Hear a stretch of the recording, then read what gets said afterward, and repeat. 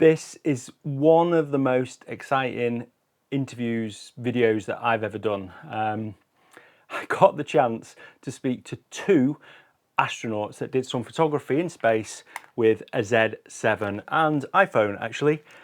And yeah, I spoke to them about cameras, settings, lens choices, obviously being in space and taking these amazing shots that they got. So without further ado, here is Sarah and Anna and me chatting about taking photos in space.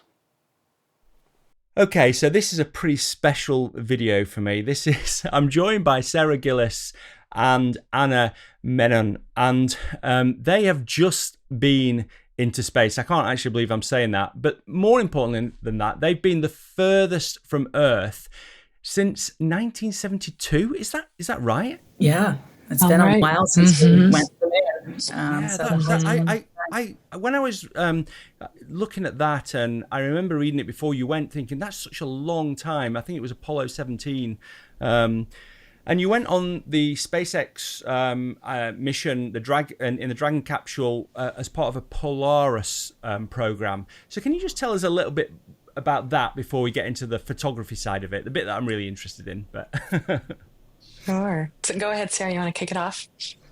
Absolutely. So the Polaris program is a kind of designed and conceptualized with Jared Isaacman and SpaceX. And the whole goal of the Polaris program is to kind of rapidly evolve the technology that's available for human exploration. And so the Polaris Dawn mission was the first of 3 missions. The 3rd mission will be the first manned launch on SpaceX's next generation vehicle, Starship.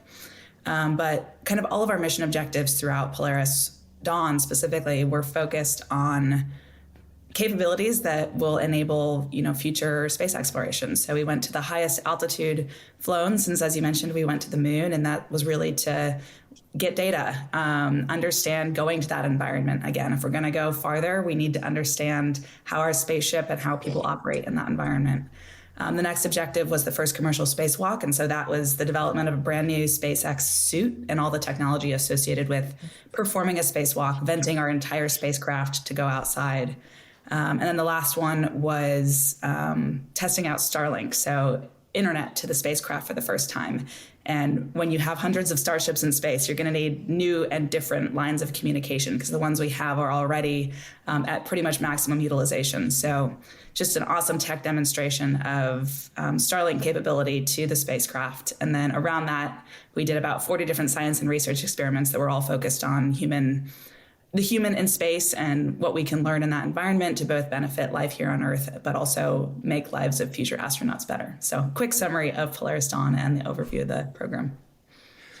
Yeah, that's pretty cool. I mean, I just amazing things. And you could even watch YouTube in space is what you were saying. Yeah, we streamed a 4K video and it was awesome. Did you? That's so yeah, cool. we wanted to test Starlink in all of these different ways that you could, want to use the internet in space. And so we did a short moment where we just made sure that you could watch a video from space. We got to FaceTime our families and connect with them via, two-way video and audio. Got to connect with the SpaceX team and mission control over Starlink internet. So it was really a powerful capability. Yeah, that sounds incredible. So the first question is, what was the first feeling that you had when you got into space? Obviously weightlessness, but it's difficult for anybody to imagine what that must be like when you're looking back at Earth. What was the first feeling that you both had? I think, for me, it was awe. You go through the approximately 10 minutes of launch, which is a really dynamic phase of flight. You feel a lot of G forces that are varied over the course of the 10-minute sequence, sequentially more and more pressure into your chest as you get more and more G forces on you, getting closer to reaching orbit. And you're hearing these sights and sounds as, valves opening, stages of your rocket and are separating off of you. So it's a really sensory filled experience going through launch. And then you get to orbit and all of a sudden, you're weightless and your arms just lift up. You were just at about 4.5 Gs and you're feeling your face pressed back, Wow. cheeks pulled back, pressure on your chest, and all of a sudden it lifts and it's just gone, and your arms lift up and everything lifts up, and the pull, the force of gravity never returns. And so it was just this beautiful, shocking feeling, and I think I just sat there trying to take it all in for a few minutes. Yeah, and I suppose apart from the sights, you said the sounds. I suspect you go from something that's quite noisy to suddenly quite quiet, I presume. It is quiet. It's quiet, but then there's interesting and wonderful sounds that exist in space really? too. So one of the early things that happen as once the Dragon spacecraft reaches orbit is it performs a series of checkouts on its Draco thrusters, and so that was one of the first sounds that we heard, where it was a boom, boom, boom, boom, boom as they all come alive, and the nose cone opens, and very soon you realize that it's as if the Dragon has awoken and it's now going to be alive and keeping you safe and healthy the whole time you're up there. Wow, that's incredible. I've got to admit, I'm a bit of a geek when it comes to this. I did an astrophysics degree, and then I did a PhD in optics, which ended up me working with European Space Agency developing Awesome. cover glasses for satellites. Yeah, I just watch everything there is to do with space.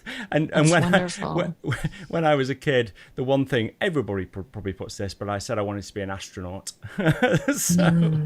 So yeah, it's everybody's dream. Well, maybe not everybody's dream, but definitely my dream. Okay, so onto the photography. So I just want to delve a little bit more into the preparation for the photography side of it.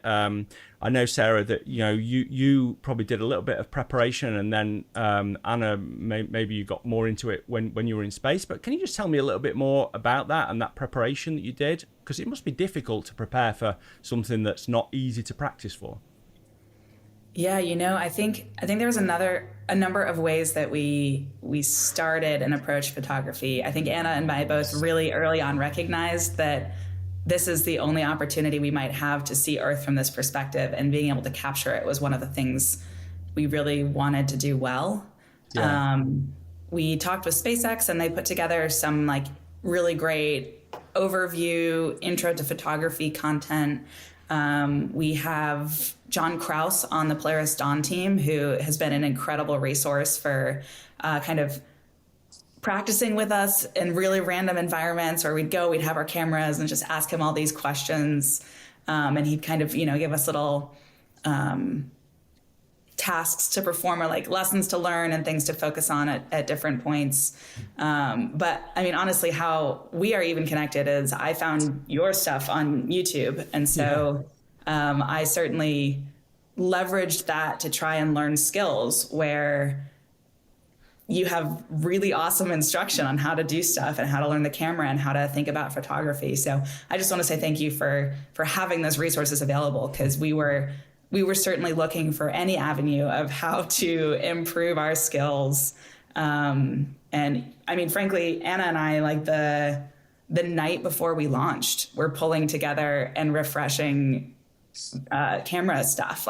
We were pulling together the procedures we wanted to use for camera settings. You have the preset dials on your cameras. Yeah, sure. We're like, okay, what settings do we want to set when we get in space immediately, so that we have a really good interior baseline, exterior lighting baseline, nighttime exterior baseline. I don't think it was we ever stopped learning, and I think we're still very much still learning. Yeah. Sorry. Oh, no, I was just going to echo that. I think Sarah and I both took it really seriously for the 2.5 years of mission preparation. I think, there's obviously an infinite amount to learn, and I am certainly still an amateur in my journey, but it is something that I think we both love and gave a lot of attention to. I think we were lucky to be mentored by several people. I had both John Krause and a photographer friend of mine named Morgan Lynn Rossi, both were mentors to me. I would practice photography over the months, years leading up to the mission, show them images, get their feedback, keep, honing the craft, talk to other astronauts that have flown before, get ideas of, the lighting conditions up there, because you're only up there for a short time. So you got to be able to like jump in fast and learn fast. And so definitely we're grateful to have a lot of people's input and guidance along the way. Yeah, sure. Oh, that's great, and I'm so glad that my YouTube videos helped Sarah. That means a lot, and it's always nice when you do some education that different people all over the world get some value out of that. So that's fantastic. So in terms of the world. And off the world, yeah. That's a good point. So how did you decide what equipment to take? What was the sort of thought process behind that, and what equipment did you take? Because I'm sure the viewers of this will be really interested in that. Sarah, do you want to take point on that? Sure. So I would say the camera body itself, John Krause really put a lot of work into figuring out what we should fly. And it was the same camera that was also flown on the Inspiration 4 mission for them in 2021 at that point. It was the Nikon Z7ii, and it was, I think, primarily selected both because it's just smaller and lighter. It works really well for what we needed.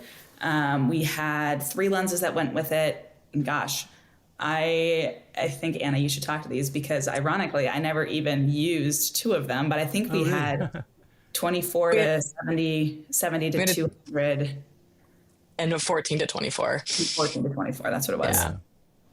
Yeah. And then, and I would add, we also did a lot of thoughtful work to try to figure out extra equipment that would help us in that environment. So we had this kind of light called a lume cube that could provide additional extra lighting. We didn't bring a flash.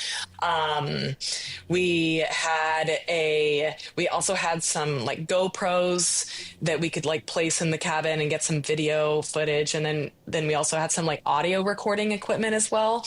That was also used to little microphones that gave better audio and background noise canceling capabilities, that kind of thing, for the videography side of things. And then maybe the only other piece we had was the iPhone 15 Pro, which was a late add, but super essential and frankly super awesome in space. Yeah, I mean, I think a lot of people sort of think that an iPhone is not a great camera, but it's just so easy, isn't it? You just pick it up, shoot, and I expect you probably didn't have a lot of time doing many other things, experiments, etc. So yeah, the best camera is the one you have on you. So yeah, without a doubt. So were there any issues that you had in space that you didn't think about when it comes to photography? You said about lenses, you only used one lens as well. I mean, I presume that was probably a wider angle lens, was it? We tended to keep the 24 to 70 on the camera the whole time. Yeah. And honestly, I think it was just based on a limit of time available to amongst the many objectives that we had on the mission. We didn't have a ton of time to grab photos. And so when we had a split second, we grabbed the camera, took the shot, and returned to the research experiment we were doing or whatever. Sure. And so I think maybe one thing that comes to mind in that that we could have used more of was Velcro on the camera. If you're trying to, for example, we took some intervalometer shots of the 4 crew. We placed the camera and then, set an interval timer and, got the crew as we were doing different things. But it didn't have the most secure Velcro. And so then the camera is moving around a little bit. So just recognizing that there's an aspect of the placement and the securing of things when you're in microgravity and don't have gravity to assist you to hold something in place was a interesting observation. Yeah, and imagine when you're when you're weightless, it's probably difficult to keep things steady, is it? Or how difficult is that when you're trying to compose an image of something? It's certainly complex. I think I think there's a great beauty in a lot of the shots that they have an element of chaos because you're not stationary. Like it kind of captures the chaos that is movement in space when things are not perfectly framed. And like you have a sideways image because that's just what you were looking at the time. But you certainly, if you want a stable image, you have to secure yourself, like tucking your feet into nooks and crannies, whatever you can kind of hold yourself still with to get the image ready. I will say, like, shooting stars outside is extraordinarily difficult, especially for Dragon. Like if we really had time to set up a stable arm, like hook the camera and have a steady platform, but we're trying to capture star images while the spacecraft is moving 17,500 miles per hour through space. You're at a window with a handheld camera, and like we got what we got. It was really really interesting to try and work in the dynamic environment. Yeah, well, the photos you got are incredible. I was just blown away by them.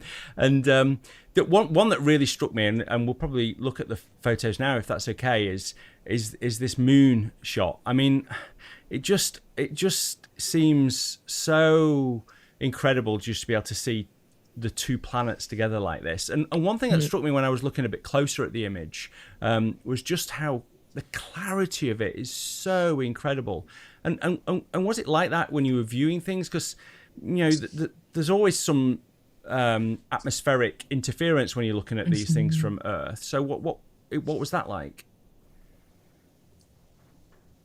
You know, I think that it was remarkably clear when we were looking through the windows in space. I think that the challenge that we would face was like the windows providing a lack of clarity or reflections to deal with. And so, you know, there were several moments where we had the opportunity to like turn out the lights and try to gather images. And so that helped with the reflections. You know, if you had more time, you would put up a shroud, really stabilize with an arm. But again, it was just the nature of our mission that we, you know, didn't have the opportunities for that.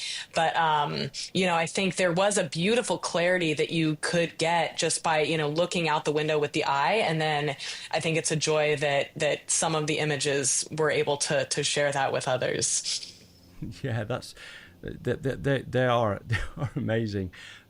So onto another image, actually, I just wanted to share. Can you just explain this image? Because it's, I couldn't quite understand. And also, just going back to another question as well, before we maybe get onto this image, how bright was the Earth? I know that sounds like a really dumb question, but is it bright, you know, when there's daylight on it? It's extremely bright, and that's actually one of the challenges of space photography, is that it's so bright that if you have anything inside the capsule that you're trying to photograph with the Earth in the background, the exposure is really extreme differential. And so actually the way that on ISS they often solve this is by using a flash. We didn't have a flash. So you had the Lume so cube, so we had a Lume cube. I used a lot of bracketing. So I had several exposure varieties that then I have post-processed and layered together for some of my interior shots, so that you get the Earth exposed with that beautiful blue marble in the background and, you know, a person in the window or that kind of thing. Or you can use the Earth's light, like bouncing off a face. I think there's one in there that had that's Sarah amazing. In front of the window, or me in front of the window that had the light shining and you can use that light to illuminate and play with. But it's extremely bright, to answer that question. This photo was one of my favorite series for me in space, and it was because what was happening here was that our Draco thrusters that I mentioned at the beginning some of them are pointed out the forward hatch, and so this is out the window of the forward hatch. And so when we would do a burn that would change our altitude, these thrusters would be going off in a dance. But what you see, and there's two other photos that we sent you that are kind of that have a similar look but don't have this like light painting of thruster. These ones or this one? It's this one, and then there were a couple of others that are like in between these extremes. Oh, okay. And so it was a series that actually occurred over the course of just several minutes, but it was going from night into day. And so you see that night's happening back here, the horizon, we're about Yeah. to enter day. The sun is coming up. So the sun came up over that horizon.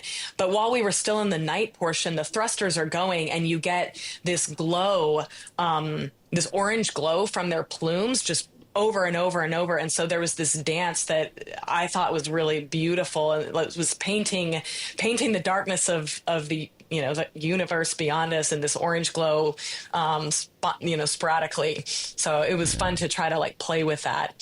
Yeah, it tells a story, doesn't it? And that's what photography is all about, really, trying to sort of get across that feeling, that story of when you were there, and that's just incredible. So, yeah, I mean, these ones, I love the ones out of the window. I like the way you've called them Skywalker. I presume that's a reference to Star Wars. The SpaceX team has a really fun habit of naming things very creatively. And so this is the mobility aid that we actually used for the spacewalk. And so when they added this hardware, they were thinking about names, and in tribute to Star Wars, they did call it the Skywalker. So, talking about the spacewalk, I presume you didn't take the camera on that. I wish. That would have been incredible. I know.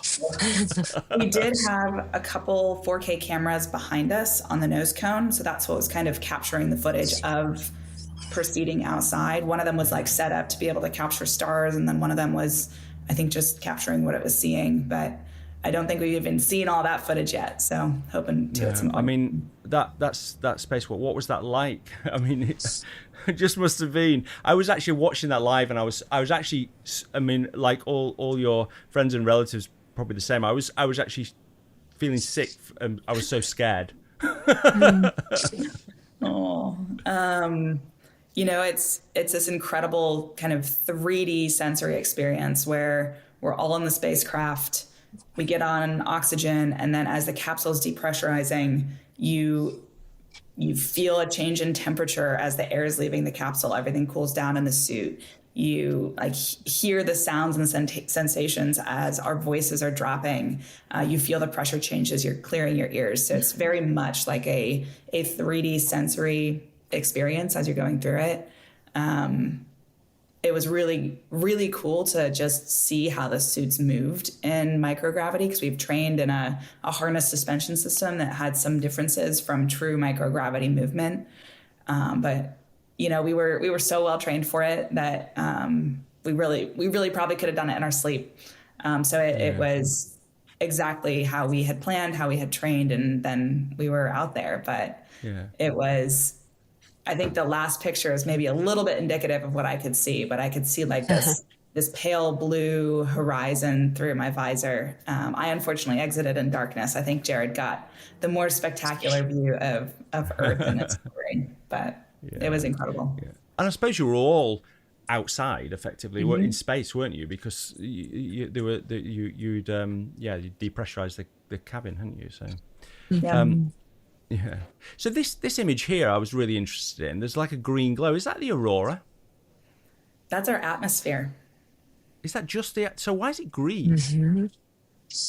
You're going to have all sorts of different particles, trapped in the atmosphere. But depending on the lighting conditions, it is fascinating the different way you perceive Earth. And like this is just an incredible example of, at one point we looked out the window and suddenly we're so clearly able to see our atmosphere above the Earth. And I think what I love about this picture even more is you can see the stars through the atmosphere because it's so clear.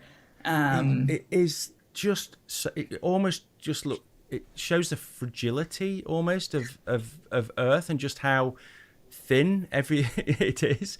I mean, it's just absolutely. I love that photo so much. Yeah, it's really, really good. So there was a series of photos you'd obviously taken of the globe, either through the window, and again, all these just seem to me to be just bonkers. Like, this is the Nile, and I was thinking, I mean, how fast when you were going around the Earth? First of all, how long did it take you to do an orbit of the Earth, and was it moving quite quickly, the Earth underneath?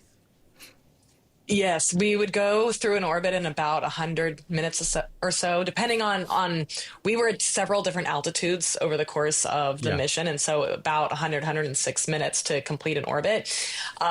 So you were moving very fast. And so we would see something. And if you didn't capture a photo within seconds, you missed your opportunity. And on top of that, the spacecraft is moving its orientation over the course of time for power and communications reasons, pointing at different angles. And so it's also, you gotta act fast to capture what you might get a glimpse of out there. Yeah.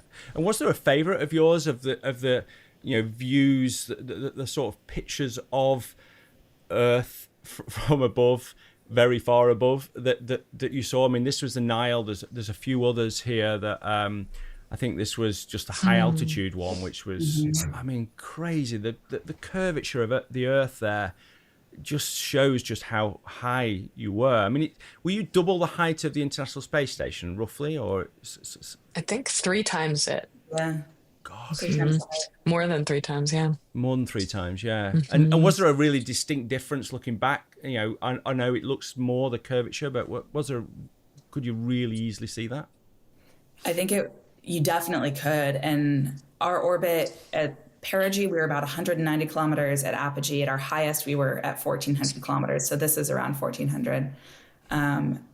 But even when we were lowered our apogee to about 700, the difference you see between perigee and apogee, every single orbit is shocking, where suddenly you almost feel like you're in an airplane and you're at 190 kilometers, where you're like, the Earth is so big, it fills the entire window, like I can see so many more details on the Earth. And then you go to these higher altitudes and suddenly you're very aware that you're seeing an entire continent. You're not thinking about photography on the order of a city. You're like, I am seeing the entire continent unfold in front of me, which is insane and wild. I think for me, one of the places that really stood out was every time we would fly over the Sahara.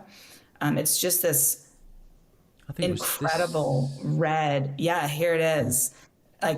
Unimaginable beauty and color and texture and detail. And it also seemed that we flew over it a lot. So there were certain parts of the Earth that we were like, oh, we're over this point again. And other parts where we're like, I don't think we've ever seen that landmass. And maybe it was darkness. Yeah, maybe there was this area here, and just incredible, just absolutely incredible. And then there was some clouds as well, and these ripples here just look. Do you know what they are? I didn't. I noticed those out the windows, and I was like, "That's so cool," because it's huge. Like when you actually think of the scale of what that cloud formation is, that's a huge portion of the Earth. So it can't be something local. Like it's some big wind shear that's causing that. What's really cool about this also is you can see the terminus. So on the lower portion of the image, it's the transition from night to day as it's approaching. And so you have the really crisp edge of the Earth on the right that's still in daylight, but everything starts to fade. And this is always the saddest time, I think, for us, where we're like, get your pictures, we're losing the daylight, we're losing the daylight.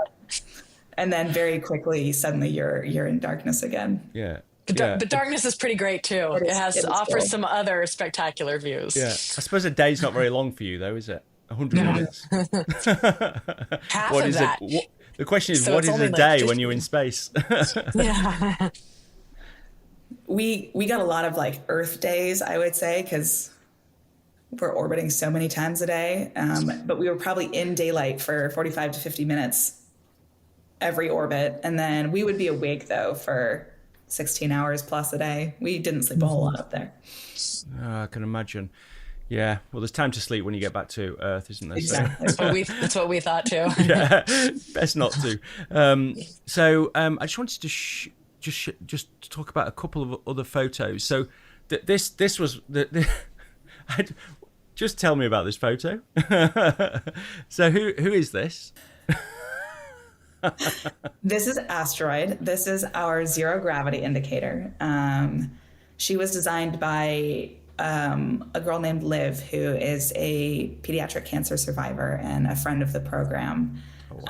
But asteroid flew with us basically as soon as we got to orbit and hit that weightless sensation of microgravity.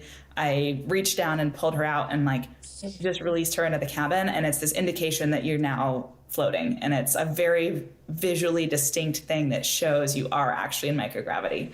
So she was with us for the whole journey.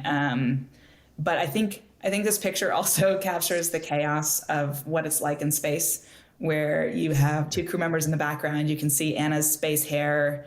You can see. I was going to say Anna's hair sort of shows you're in microgravity. Yeah. The kid bracing with his feet, like that's certainly one of the ways, kind of sticking your toes under little nooks and crannies. You can see some of our equipment that's out and about. But yeah, I think it was just a fun moment to see asteroid floating there. Yeah, cool. And then the final image, and we'll just get onto a few other questions about space and the mission.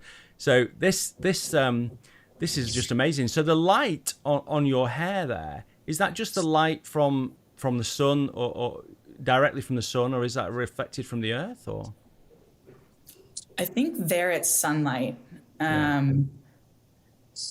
This was like a really fast transition of sunlight. And so through the whole series of these shots, like the light is extremely dynamic, moving across Anna's face, across her hair. Do you remember what you were actually seeing out the window there, Anna? I suspect, like you do, that it was the sun rising over Earth. And so probably a combination of like the really strong sunlight, but then also the Earth's albedo. Mm-hmm. Wow, that's just incredible. So this is another one that shows that distinct change, doesn't it, from there? And I presume that glow, that yellow glow, and this was taken on an iPhone, incredibly, is the that's the sunset, is it? So you still saw the glow on the clouds of the sunset, did you? Not all the time, but certainly depending on where we were. And this shot, that's why I like popped up and I was like, oh, you can see like the pink of the sun streaking through the clouds. That's so incredible. But that's coming into the atmosphere, and then the colors coming back through from the sunset, isn't it? Which is so incredible. I feel like I had so little awareness of what conditions in 3D space caused what we saw at different times, because we were constantly rotating. The Earth is moving. Like there's so much that's changing that it was like this. We had all these incredible times to just pause and look at what we were seeing at the time and be like, we have to capture this. And then it was gone in such a fleeting second. Yeah.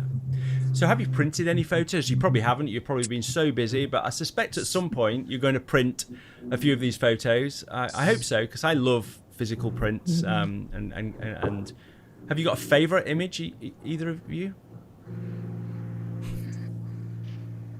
I feel like you have a number of my favorites in this sequence. Me too. But certainly haven't had time to print yet, and we'll definitely do that at some point. Yeah. Definitely. And they're incredible images. So onto the mission a little bit more. What experiments did you perform? We had a whole spectrum of experiments as a part of this mission. And so we were really trying to help contribute to the body of knowledge that's out there that is, seeking to make future astronauts' lives better, help get us to a world where there's thousands of people living and working well in space. And so to give some examples of the types of experiments, one is we tackled space motion sickness. So space motion sickness afflicts about 60% of people that fly to space, and they typically get over it within the first few days. But their first few days, they experience all of those common nausea symptoms that one might experience on Earth with motion sickness, except there is not strong correlation between experiencing motion sickness on the ground and getting it in space. And so we don't have great predictors of who will be hit by it. And then in an ideal world, you would be able to predict it well and then, either treat it or mitigate it entirely so that you don't have, 60 out of 100 people throwing up when you first hit orbit on some future Starship mission. So we did several experiments that were contributing to that body of knowledge. We did experiments that are approaching or trying to address the challenge of eyesight problems and degradation that happens in extended duration exposure to microgravity, there is an issue called SANS, or spaceflight associated neuroocular syndrome. And this essentially eyesight deteriorates over the course of time in microgravity for many people. And if you imagine a future where you've taken a 9-month trip to Mars, and by the time you get there, you can't see well to do the work you need to do, that's a real problem to solve. And so people are already working on this problem, but there's still a lot to be figured out about it, and to figure out how to mitigate it well and understand the mechanisms behind it. So we did several experiments that contributed to that, including one that was a contact lens that we wore that we lovingly called the cyborg experiment, because it was like gold, these gold rings around our eyes. Yeah. And it was basically enabling us to gather extended duration data on our intraocular pressure. And so you can actually see how the eye is changing over periods of time, especially that initial adaptation to microgravity. So that was novel and really cool to participate in. Then we did a bunch of other types of research too. So to just give one final example, we did an experiment called an airways experiment, where we took an endoscope or a camera and put it down our nose to image the airway and inspect for inflammation or other changes that might be happening there due to the microgravity environment. And this is being done in preparation for a future where you might need a medical intervention, a medical airway intervention, when you have thousands of people living and working in space. We've been lucky thus far, but for a future where you have that many people living in space, it's only a matter of time before that kind of thing is needed. And so we were helping to contribute to our baseline understanding of that environment to help prepare for that future. Oh, that's amazing. It's so incredible how much you did in the short period you were there. It's just it really is incredible. So was there anything that that happened that you didn't expect to happen? You know, that you just didn't even think, not just from a photography point of view, but from any other, because you must have had lots of, you both worked in the space industry. You must have had a lot of preconceived ideas of what it might be like, but was there anything that happened that you didn't expect? I feel like intellectually, you've studied the symptom progression that happens when an astronaut goes to space. Like, there's certain things from space motion sickness or space adaptation, kind of cloudy, foggy, not thinking very clearly, to vision changes, to headaches. Like, there's a number of things that can happen to crew members when they adapt to microgravity. And having learned about them for many years, somehow it still didn't drive home what it would actually be like to go through that. And I think it really just underscored the importance to me of how much we still can learn about it, to understand the mechanisms, to really understand why it happens and to who. And then also, like, if we do have 100 people flying on Starship someday and 60% of them are throwing up when they get to orbit, like, that's going to be a really horrible experience. Yeah. So what do we do to help mitigate that? So I think it just was more of like an intellectual shift of going through the adaptation to microgravity and how interesting it is on the human body. Yeah, cool. Well, we're a bit closer to surely of getting more people into space. I mean, with what you're doing, and especially with the Starship Mechazilla catch, which was, I mean, that's got to be one of the most incredible things I've ever seen. Yeah, absolutely. Yeah. So finally, what was the reentry like? How did that, was that as violent as the exit, or more violent probably? And you want to take that? Sure. It was awesome. I think, 1 second, sorry. Both launch and reentry are extremely dynamic and extremely awesome. But it lasts longer for reentry. It's a, hold on 1 second. Maybe Sarah, you keep going. Okay. Please don't, Diana. Yeah. So as Anna was saying, it lasts much longer. So instead of being maybe a couple minutes. It's 10 minutes total for launch, and that's first and second stage. You end up, and it's maybe like a couple minutes under high Gs. During entry, you are really like smashing into the atmosphere and using those air particles to slow down the spacecraft. And so it's this immense buildup of G load, and it ends up being a really high G, maybe like 4.5, but for a sustained period of time, like 5 or 6, 7 minutes, where you're just like sitting with an elephant on your chest, your windpipes being compressed, you're trying to breathe through it.